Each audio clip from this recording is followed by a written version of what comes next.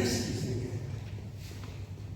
ये आएगा ही, ये ऐसा क्वेश्चन है कि नहीं आने का कोई प्रश्न ही नहीं उठता। तो जीपीएस बताने से पहले इसका फुल फॉर्म बताइए क्या होगा? Global positioning system. Positioning system है ना? इसको क्या कहते हैं?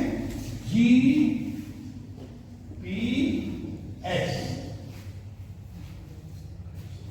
छोटी सी कहानी है और मेरा अंदाज है कि उस कहानी से आप जीपीएस को बड़ी आसानी से समझ सकते हैं। ये मेरा चैलेंज है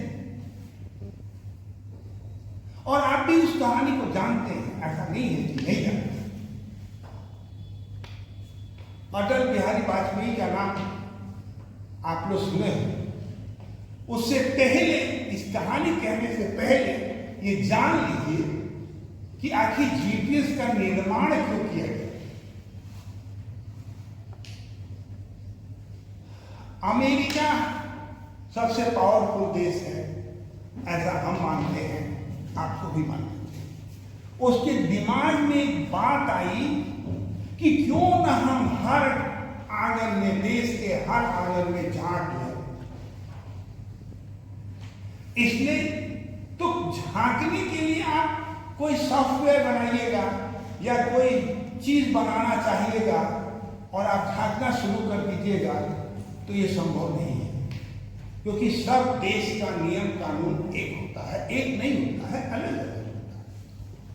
तो उसने रक्षा की सुरक्षा के लिए जीपीएस बनाने के लिए एक प्रस्ताव रखा जो उसके मित्र देश थे,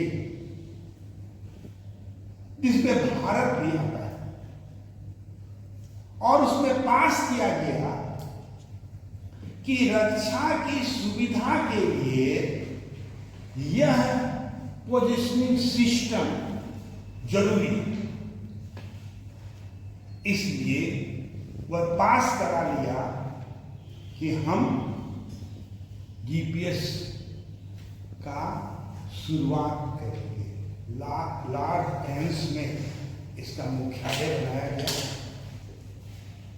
और वहीं से इसकी शुरुआत हुई। लेकिन मकसद उसका कुछ और नहीं था। मकसद उसका ये था कि मैं बम बना लिया हूं, न्यूक्लियस बम बना लिया हूं और कोई बना ले।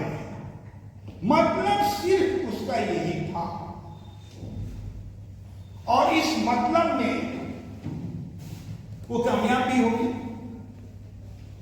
जब कोई भी देश किसी प्रस्ताव पर साइन करता है तो वह उसका अधिकार हो जाता है बनाने, बन गया।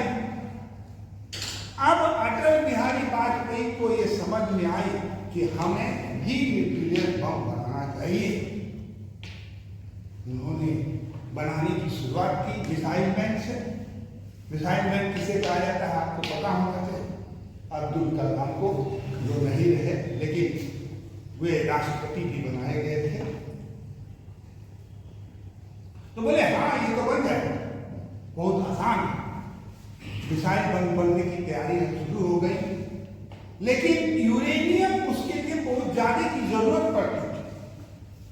उस यूरेनियम के लिए अमेरिका से एक समझौता किया गया कि हमारे यहां बिजली की कमी है, इसलिए हम ये बिजली यूरेनियम से बनाना चाहते हैं। प्रोजेक्ट उन्हीं को दे दिया गया। यूरेनियम आने लगा और जब यूरेनियम आया तो यूज दूसरी जगह होने लगा। अमेरिका को पता नहीं चलने सके, इसलिए ये यहां समझाना जरूरी है कि ये सैटेलाइट इसका चक्कर करता है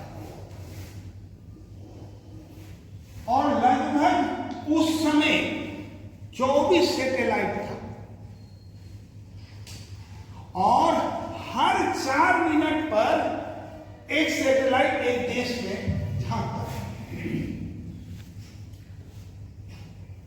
जब वही 4 मिनट भारत के पास था कि बम को छोड़ करके बातों को खत्म कर, ऐसा हो नहीं पाया।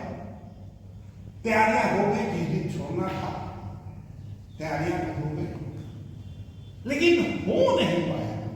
अब्दुल कलाम ने प्रधानमंत्री को फोन किया और कहा कि आप ऐसा कीजिए, तुरंत अनाउंस कराइए कि यहां पर एक बहुत बड़ा तूफान आने वाला है। उसी तूफान के आड़ में हम बम को छोड़ देंगे, और हुआ भी वही। अमेरिका को पता चला भारत में तूफान आने वाला है, तो जो धुआं उठा, जीपीएस जो उसको दे रहा था, वह यह साबित कर रहा था कि यहां तूफान का बादल छाया हुआ है।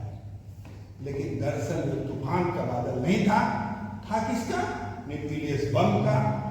और जब पूरी तरह से प्रक्षेपण हो गया, तब जाके अमेरिका को पता चला, अरे ये क्या हो गया। इसको कहते हैं जीपीएस। अब सवाल है, ये चीज तो आपको बता दिए हम, ये जो सैटेलाइट है, यह सैटेलाइट 20,000